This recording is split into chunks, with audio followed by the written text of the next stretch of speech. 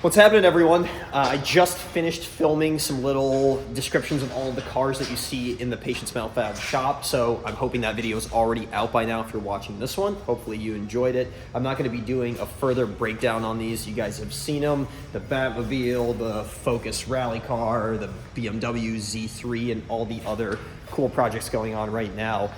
What I want to do in this video is focus on a project that is kind of a shop build. It's not one of our typical customer cars. It's one of the owner's cars, and it's been an on and off project for a number of years, and as often happens, it was put on the back burner and eventually covered with a tarp and covered with a bunch of parts and miscellaneous things. So I think it's time to kind of clean this area up, unveil what the car is, and hopefully get back to work on it.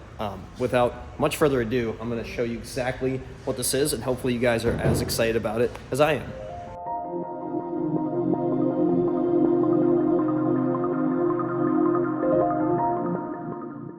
All cleaned up, didn't take very long, and guess who helped me? Brian, who is one of the owners of Sentimental Fab and the owner of this, can I call it a heap? I haven't actually seen it. It's kind of a pile. It's a pile, but it's a cool JDM pile. So a little background on this car and how I met Brian. I was working on my Cressida, and he lived a couple blocks away from me, and I called Patience, basically said, hey, I need a little bit of help. Can I bring the car in? And he said, why don't you just have me come down to your house? I live right next to you. We could take a look at it together. So we did. We troubleshot some of the problems that I was having, but he told me about the car that he was working on, which was an S13 240SX with all-wheel drive RB26 swap, correct? RB30 swap, yeah. Right, and so it's hard to call a car like that a heap, but it has been a how long project car now? Oh, this is probably pushing 20 years in the 20 years. In its latest reiteration, which would be volume 3 for the all-wheel drive swap, about 4 years. Okay, so we all have projects that are like that. I certainly do, that kind of get put on the back burner. They sit there for a while. They start rusting. They start just kind of being in the back of your mind and not getting complete. And that's what I'm trying to push Brian to do, is pick this project back up, and then we can kind of get our hands dirty on the things that we need to fix initially before the rest of the shop takes over and the real skilled fabricators can bring this car to where it's supposed to be, where it should be. So I think without much yapping, we should just pull the cover off this thing so I can see it and so these people can see it too. That sounds good. Let's do it. All right.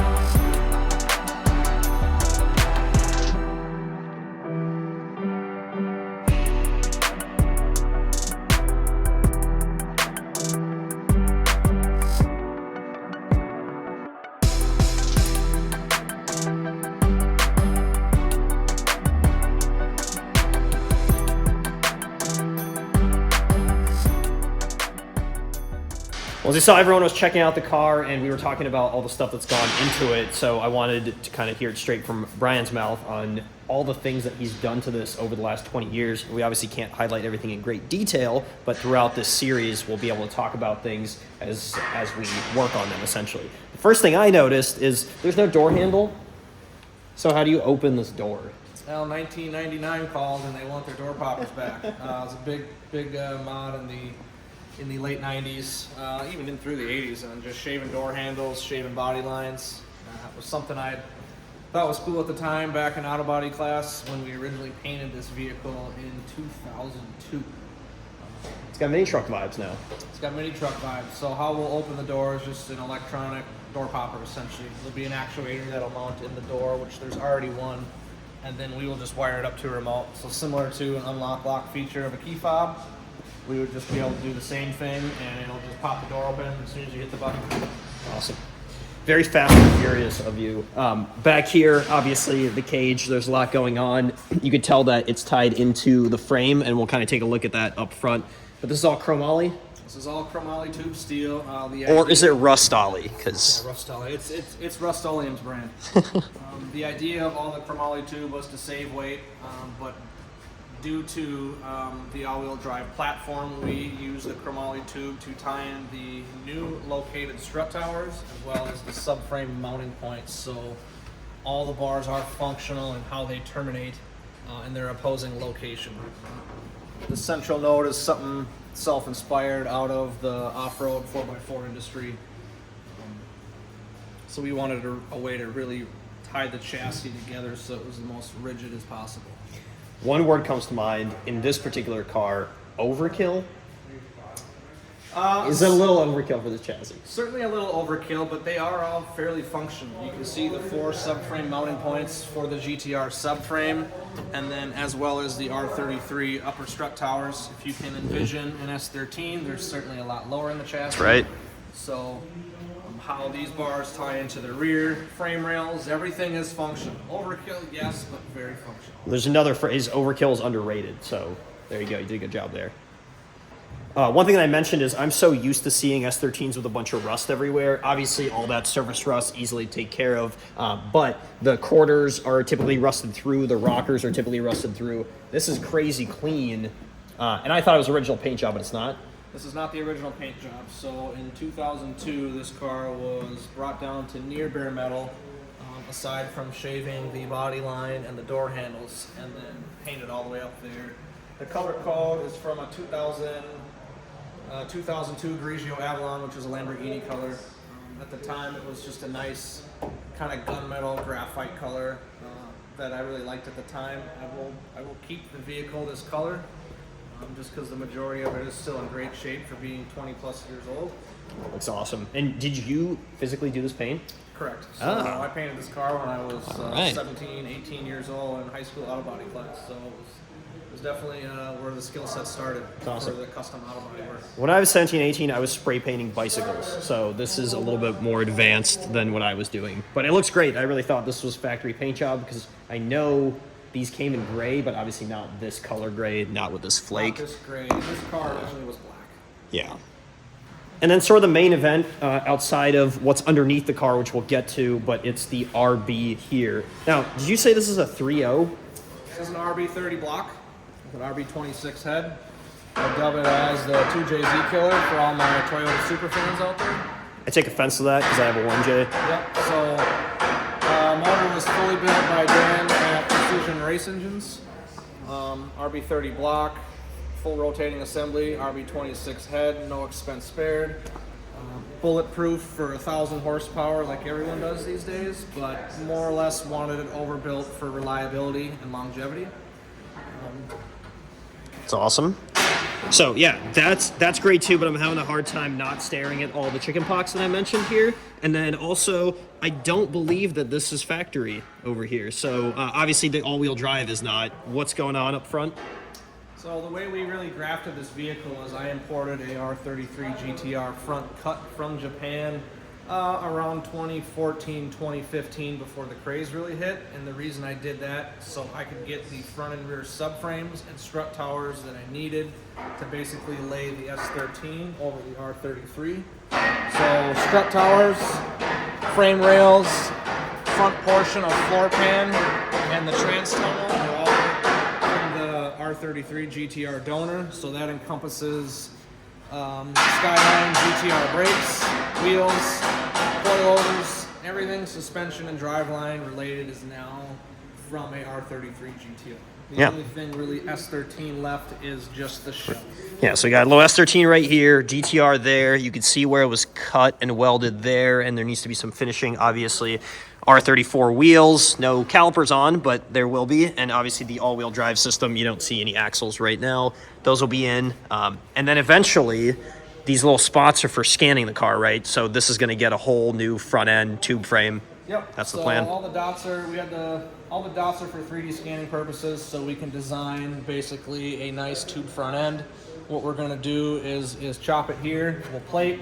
We'll do a tube structure down, extend the front rails. That'll lay the groundwork, as I still want to keep the pop headlights.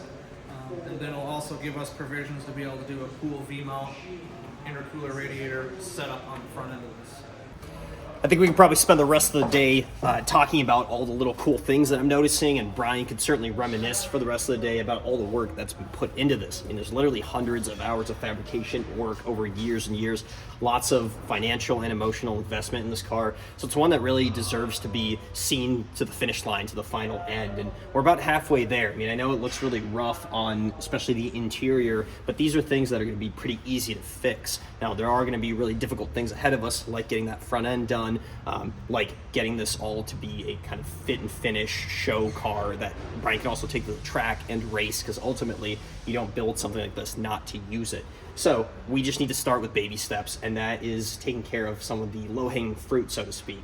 The interior, all these panels are Clecoed in, and so I can pull those off, and then we can get them out to blasting, get them all cleaned up, and then the things that we can't pull out of the car, we can manually just sand and get to a nice finish that will eventually get painted. So there'll be powder coat and paint and anodizing that's going to go into making this thing look really presentable and a good representation of Patience Metal Fab as a shop. All right, enough talking about it. The work begins in 3, 2, 1. Let's go.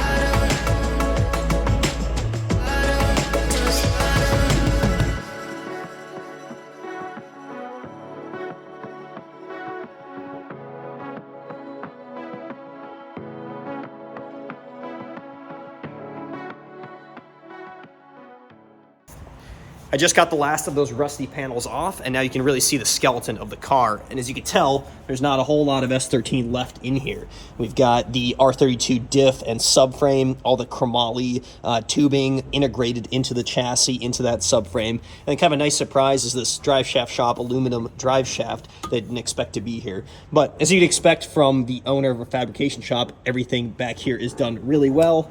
Everything's nice and symmetrical and tied in where it's supposed to. Some of the cool things, the R32 had rear wheel steering, so this steering rack looks like it's electronically controlled, does steer the rear wheels a little bit, helping with handling.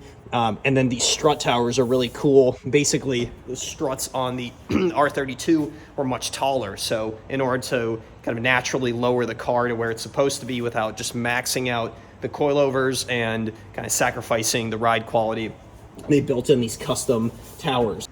I think that's probably a good way to wrap up the day, considering everyone else is out of the shop already. We've got those panels off, so they just need to get blasted, get cleaned up, and then eventually they'll come back here, get put back in the car once we get a chance to clean up the interior. Eventually, everything's gonna get painted. This will have full interior, but before then, we just kind of want to get it running and driving. It'd be really exciting to see this thing drive on its own power out of the door. And the eventual goal is to have it be a complete car, a showpiece, a go piece, and really an all-around package. But like I said, 50% of this car is done. That's 200 to 300 hours of work. Well, we have that much more to go. There's plenty more content to come, plenty more videos.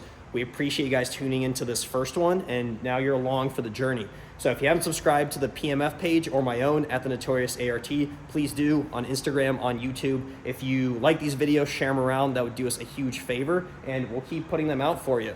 Thank you for tuning in, and we'll see you in the next one.